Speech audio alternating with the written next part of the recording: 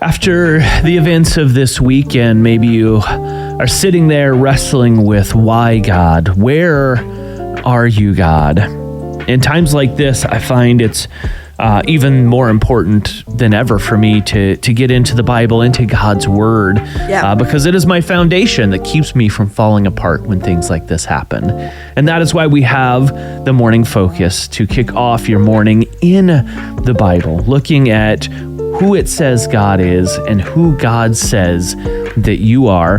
This morning we're reading John 5:17. It says, "In his defense, Jesus said to them, 'My Father is always at his work to this very day, and I too am working.'" I don't think I've read a verse before that spells it out this simply. I mean, it just says it plainly. God is always at work. That's right. Man, I think I'll catch myself feeling like I'm the one trying to make a situation happen.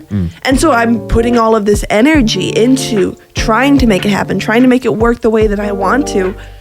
The reminder that it's not up to me and I'm not the one who ultimately makes the thing happen, but that God is always working behind the scenes, it throws me from my perspective, I think. Yeah, and I think that's something with the events of this weekend that happened. It becomes very apparent very quickly. There's nothing that you or I could do to have made anything that happened any better.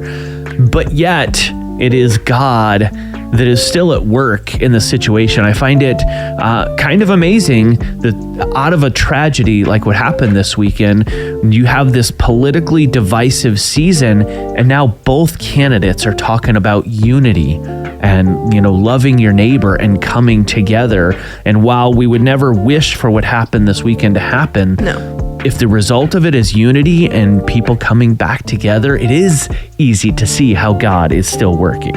So whether it's over the events of this weekend, maybe it's things in your life, maybe it's the lives of the people who matter to you, where you're asking yourself this question, where is God? Man, we got a reminder, and we have an answer to that question clearly in John 5.